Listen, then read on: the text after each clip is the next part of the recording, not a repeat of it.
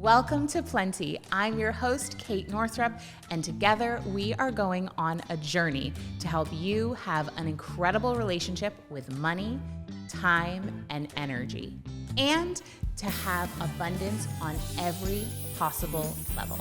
Every week, we're going to dive in with experts and insights to help you unlock a life of plenty. Let's go fill our cups. Hi, welcome to Plenty. I'm so excited to be here with a solo episode for you, which was inspired by a question from my friend Vasavi, who has also been a guest on the podcast. So the question was, how do we actually expand our capacity to receive? Receiving comes up for so many women around love, around pleasure, around abundance.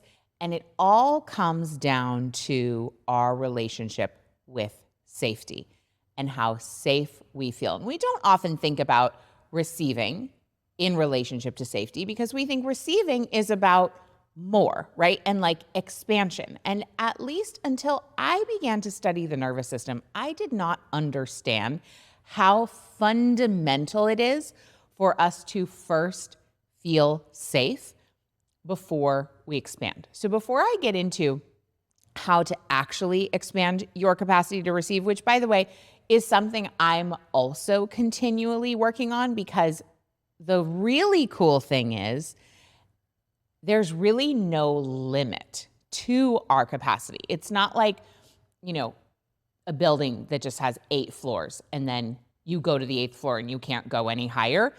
In terms of our capacity to receive and our capacity certainly to feel pleasure and joy and expansion and our ability to dream and vision, there's no limitation on that. We're not going to get to a point where we're like, okay, there it is. I've now expanded to my full capacity.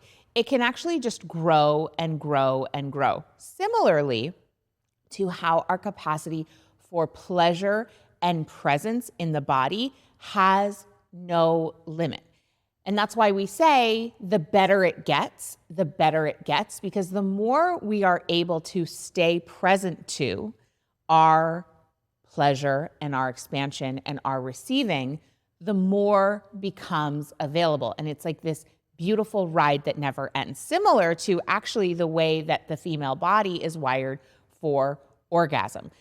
We have this constant ability to be in expanded waves of pleasure, which is the very same thing when we're talking about your capacity to receive. So just know that we're talking about a limitless experience here that just keeps growing and growing and growing, and you can continue to expand this your entire life, which I cannot think of a more fun project to be working on. But it comes down to safety first. So what I have come to understand about the nervous system is that we have a thermostat setting. And that thermostat setting in our nervous system is created by our childhood experiences. Some of them pre-verbal, some of them actually in the womb, and some of them ancestral, like they actually live in our DNA and they aren't based on our lived experience. They're based on the inherited lived experience from people in our lineage. So there's this information that is passed down silently through our DNA and then embedded in our nervous systems, which basically tells us important information for surviving as an animal, which is what we are as human beings. We are animals. And so we have this coding for survival, essentially, as animals. And it tells us what is safe and what is not safe. Now, according to the nervous system, our thermostat is set based on what is familiar. So if you think about your environment from your childhood, and also possibly thinking about what was going on with your ancestors, at least the ones you know about, think about the general tone, the general vibe, the general availability for joy and expansion and pleasure and ecstasy and bliss and just real beauty, like really living an incredible life.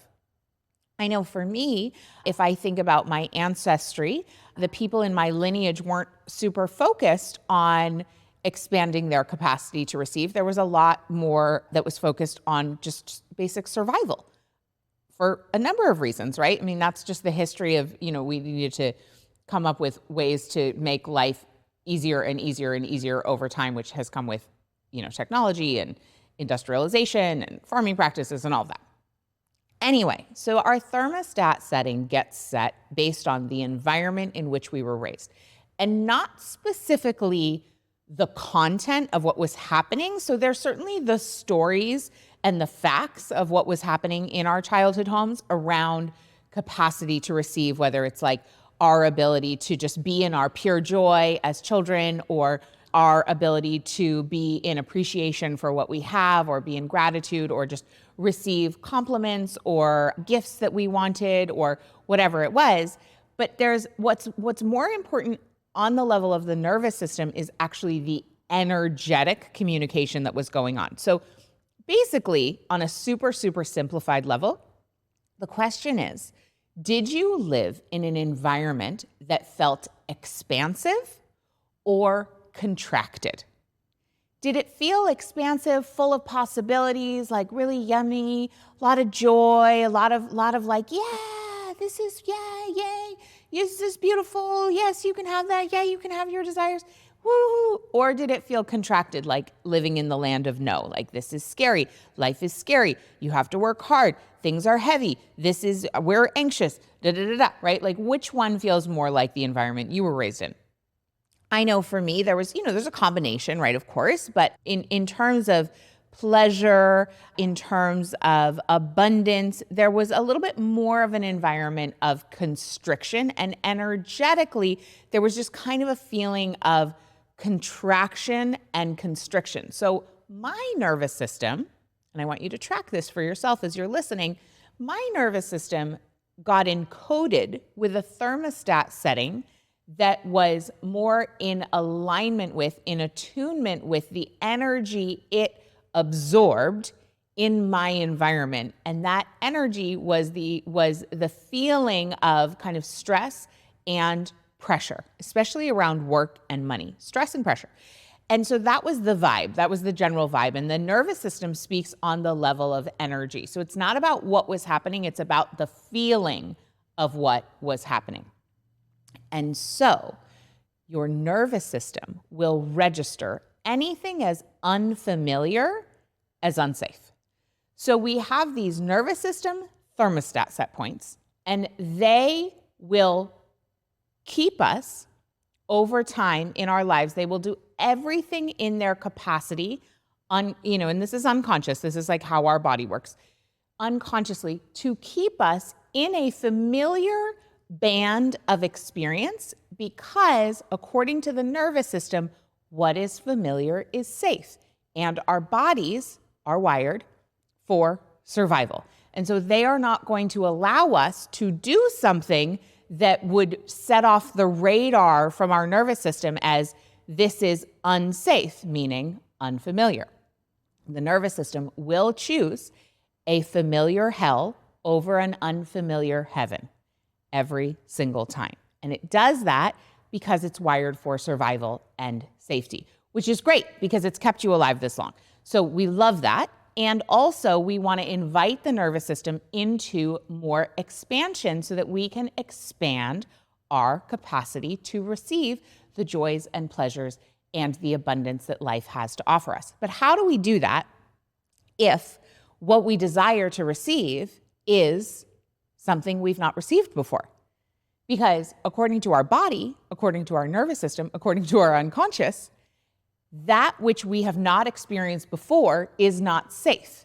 And so we are wired to prevent it from happening. We are wired to shut that shit down and make sure we do not let it into our experience, which is why we'll have things like, for example, when I first met Mike, my husband, he was all in. He was like, he knew I was his person. He was fully committed. He was showing up in a huge way. And I had never experienced that level of presence and adoration and availability before, and enthusiasm. And I thought there must be something wrong with this man if he was that into me, because I had a limited capacity to receive that level of love, especially from a man, which has to do with the environment that my nervous system was formed in. There was not that like unbridled presence and enthusiasm and love from the masculine. So my body registered it as unsafe. And then what my mind did, because my body was registering like, danger, danger, we are now feeling something that we've never felt before, let's shut that down.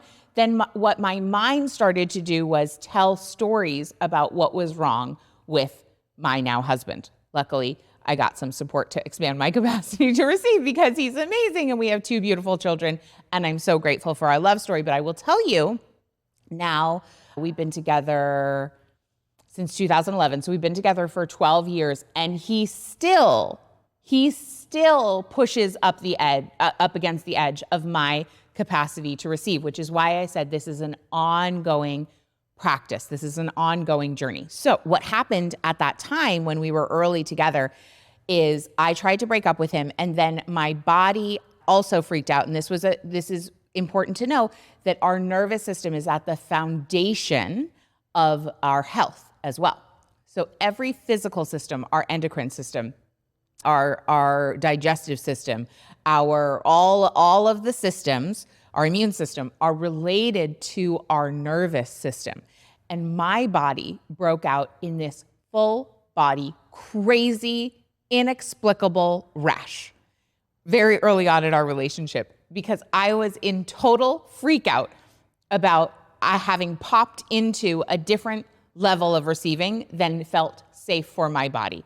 And so I manifested a very intense ailment that eventually went away as I softened and surrendered and just allowed myself to experience all of the goodness that he had coming my way.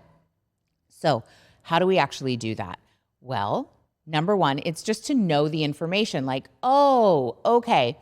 So if something good comes my way that I technically desire, but that I've not experienced before, I just need to know that my default programming will be to push it away because I don't feel safe, because I'm wired to register anything that's not familiar as not safe. But having a wonderful man like shower you with love is not going to kill you, right? But according to your nervous system, it actually is. And there's like a whole evolutionary reason for that. But it's essentially like back in the day when life was way more difficult and there were far more dangers, we needed to be wired to only stay around what was familiar because literally around every corner, you could die from the unfamiliar. But now that's not the case anymore. We just live in different times. And so we need to update our bodies. And so we have to know that the first order of business when we want to expand our capacity to receive is that we have to learn how to signal to our bodies that we are safe. Because when we can signal, when we are in the face of an expansion, what will happen is we will freak out. And we will often do some sort of sabotaging behavior, like talk ourselves out of our deservingness. So we go down a whole spiral around, I'm not worthy, I'm not deserving, I shouldn't have this. Another example of when I did this was when I got offered my first book deal. So Louise Hay herself and I were in New York City, and I will never forget this moment. I don't remember exactly. We were in Union Square. I think we were at the W Hotel maybe. And she had just offered me my book deal. And I will never forget her beautiful face with that, that platinum hair, her tiny little pixie haircut, like talking to me and then congratulating me on this moment. And I was very aware of like, this is a very big deal. Louise Hay herself, like the grande dame of personal development and spiritual work, that, the founder of Hay House, is offering me a book deal. I knew it was a moment to remember, but I remember her closing that glass door and going into the hotel. And I went across the street to a cafe and I had a complete and total meltdown. And I went into a spiral of feeling massively undeserving. And I went immediately into feeling like I shouldn't get this book deal. There are so many other people who deserve this more than I do, who have worked harder than I have, who didn't have the doors opened in the same way. I should give it back. I should say no. I should as though there are like a certain number of books that can be published and I was taking somebody else's spot. It was such a perfect example of spinning out and not having the capacity to receive the beauty of that moment, and instead finding myself in a total lack of deservability and unworthiness spiral. So that is one of the things that will happen, is our mind will begin to tell us all the stories for why we are unworthy, for why we are not deserving, because ultimately we are feeling unsafe. So the mind will go. Another thing that will happen is anxiety will come up. So you might feel heart palpitations. You might feel shortness of breath. You might feel twitchy and itchy and all sorts of things. Those are also symptoms of a nervous system that does not feel safe. There are so many different ways that this can manifest, but those are two of them. You may find yourself picking a fight with somebody so that you are brought back down to the thermostat setting of what you are used to in terms of your ability to experience joy. And this is very connected to Gay Hendricks' work in his book, The Big Leap, where he talks about upper limit problems. So he talks about it, he doesn't talk about the nervous system. I sort of figured that part out myself, but I love his work. I absolutely love The Big Leap. And he talks about how we have these thermostats for how much good we can feel, how much abundance we can feel. And they are based on our childhood experiences. I will add in the piece, which I already said, I'll just highlight again, that it's actually not based on the facts of our childhood experiences. It's based on the energy, like the way those experiences felt, essentially the way we were interpreting them through our lived experience. Because I know when I talk to my sister, she and I could be talking about the exact same memory from our childhood, and she and I have made very different meanings about that same exact scenario, which means that our nervous systems have different imprints. She and I have very different lived experiences around a variety of different aspects of our lives, even though we were raised in the same household. Okay, so Gay Hendricks calls it a upper limit problem, where me getting offered my book deal with Louise Hay, or me being showered with love by this amazing man who was just like head over heels for me, and I was having trouble receiving that. I was more than having trouble receiving it. I was freaking out. Are perfect examples of upper limit problems. I had expanded beyond what my capacity was to receive. But the missing piece for me, which I did not understand back when I read The Big Leap, was that in order to expand our capacity to receive, we need to learn how to signal to our bodies, to our nervous systems, that we are safe. Now, there's any number of gajillion ways to do this, but I have a couple of favorites that I'll share with you. And if you go ahead and send me a DM with the word melt over on Instagram, you will get a free guide that highlights some of these. But one of my favorite ones that you can do right now as you're listening is you can just notice gravity. So this is an incredibly effective tool to bring our bodies into the present moment, to bring ourselves into our bodies, because you cannot become aware of gravity without becoming aware of your body and the way it feels. So wherever you are, if you're driving in your car, become aware of the way gravity is holding your body on the seat of your car. Become aware of the way gravity is holding your hands on the steering wheel. Right now, I'm aware of the way that gravity is impacting my body as I sit in this chair in our studio. And I can then add in another layer, which is orienting. So becoming aware of gravity is one tool, and you're welcome to close your eyes if you're not driving and like really feel into how do the soles of your feet feel on the ground? How does your seat feel in the chair? What does gravity feel like on your body right now? Now, you also can add in a tool called orienting. And orienting is becoming aware of the sensory information in your immediate vicinity in the present moment. So right now for myself, I'm aware of the light that's over the camera. I'm aware of the camera and the lens that I'm looking in right now, and it's round and it's covered in glass. I am aware of the slatted garage type door that's right behind the camera. I'm aware of the knobbly kind of fabric underneath my right hand. I'm aware of this kind of pink sheepskin rug blanket thingy that's underneath where I'm sitting that I can feel on my bare foot, which is tucked underneath me. So we can orient ourselves. So just become aware of 5 objects in your immediate environment that you can either see or touch or smell or hear or taste. So you want to gather up that sensory information. I guess you could totally go for extra credit and find one for each sense: sight, sound, smell, touch, taste. But that feels a little advanced. So go for whatever sensory information. Now, notice, and I'm noticing this myself as well, I'm now more in my body. I feel more present. I feel more safe. Safety is a precursor for pleasure. When we're wanting to expand our capacity to receive, it is generally because we want to experience something that we are imagining is going to feel good.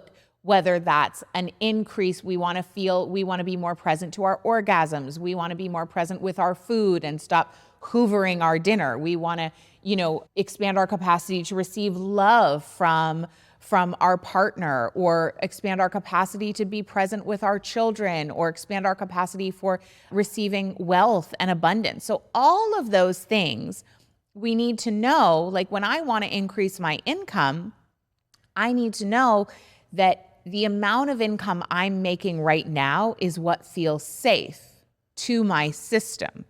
And if I want to expand my capacity to receive more income, I need to be able to signal safety at every juncture as I expand that capacity. So any nervous system healing tool is a way that you are signaling safety to your body. And I teach many of these inside Relax Money. There's a lot of other places you can find them as well. But nervous system healing tools, when you begin to speak the language of your nervous system, you begin to unlock and be able to, at any given moment, practice what's called interoception, which is being able to track what's going on inside your body and essentially slow down to the level of the nervous system so that you can be present with what is, but then also titrate, which is going in small, doable steps to expand your capacity to be present with the sensation that you're feeling now, which then signals safety, and then be able to possibly, because what often comes next after we signal safety is that we begin to realize that the whole reason we haven't been accessing the information in our bodies is because we have a history of not feeling safe in the body. You may have a history of a variety of traumas or experiences where it wasn't safe to be in your body. And that's a whole other conversation for a whole other day. But just know that learning to be with the feelings that come up when you start to be in your body is part of the deal and is an essential step. Because sometimes, actually for every single one of us, one of the essential ingredients to expanding our capacity to receive is clearing out the channel. And in order to clear out the channel, there, for all of us, are unfelt feelings in there that is just essentially emotions, as my friend Tracy Litt, who was a guest on the podcast as well, says, energy in motion. It's energy that needs to be moved. It's like stuck energy. So it's stuff that we, at the time that stuff happened to us, it was a feeling that we had that we didn't have the capacity, the time, the support, the understanding, the tools, the whatever to feel. And then it gets stuck in the body. And so one of the things that we need to learn how to do to expand our capacity to receive is also feel what is coming up in the moment. So just this morning before today's recording session, I was having a very difficult time, and for a variety of reasons. And I just knew that there was some stuck energy in my body. So before we left, I went into the bathroom and I put a towel over a pillow because I had already had my makeup done and I didn't want to ruin the pillowcase. And I screamed into the pillow because I knew that I was feeling like angst and I felt mad and I had all this stuff in my body that I knew I did not want to carry into the day with my guests on the show. And so I spent a couple minutes screaming into a pillow in my bathroom. And then on the way to the podcast, I cried in the car with my husband. And then by the time I got here, I had not completely, but I had done some good work to expand my capacity to receive because I had cleared out some unfelt emotions. Now we might feel like, oh, why am I crying? I gotta figure this out. It's a problem. No, emotions are just meant to be felt. It didn't really matter why I was feeling the way I needed to feel, or I was feeling. Certainly if there was a boundary I needed to set, if there was a conversation that needed to be had, if there was a truth that needed telling, sure. But I've just been in a little bit of a funk, and I just knew there's like some stuck energy in my body that just needs to be felt. So I did that, and then have been able to have a full day of beautiful conversations where I've been able to be present and listen to my guests and be really available for what is here for me, which is joy and connection and pleasure and fun, right?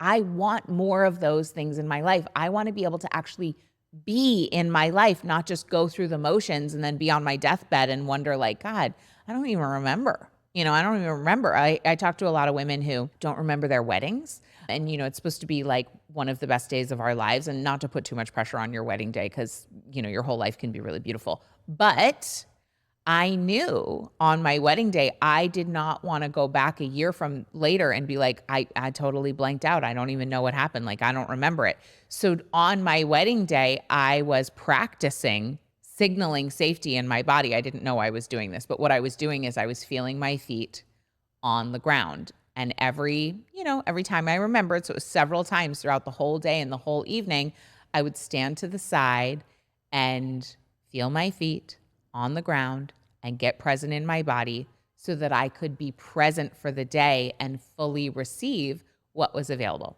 So in short, it was a lot of talking, a couple of stories, but in short, how do we expand our capacity to receive? Well, first of all, we have to know that everything we want is generally something that we haven't experienced before.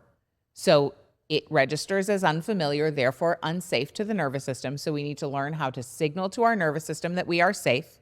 We need to learn to actually feel the emotion when it comes up, to scream into a pillow, to cry, to, get angry, to whatever we need to do so that can move through our body so it doesn't get stuck in another nervous system thermostat loop where you can't then expand. Because the reason we get stuck, the reason we can't expand is essentially because of unfelt feelings that we didn't have the safety, capacity, resources, or support or understanding of how to feel in a way that felt safe. Because essentially we avoid feelings because we think if we feel them, we are going to die.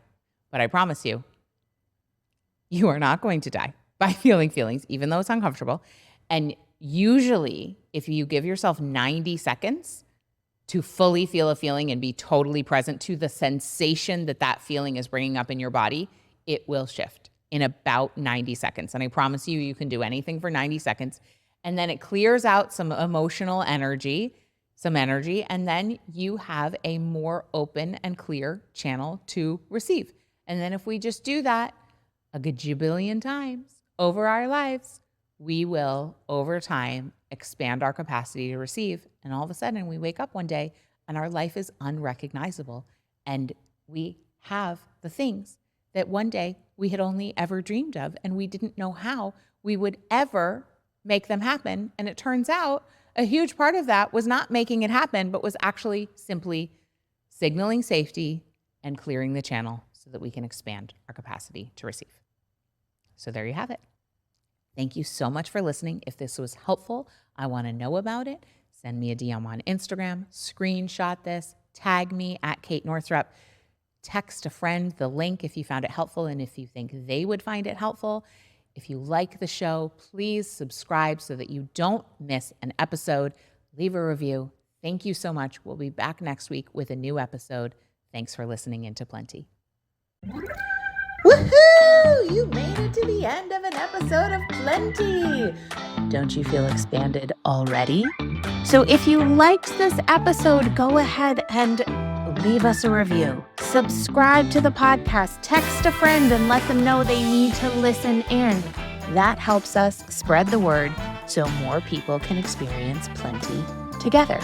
And if you want to ease your path to creating wealth, I created a money breakthrough guide for you where I interviewed over 20 of my high-earning women friends, and I asked them what their biggest money breakthrough guide was, and the responses were so mind-blowing and helpful, I knew I needed to pass them along to you.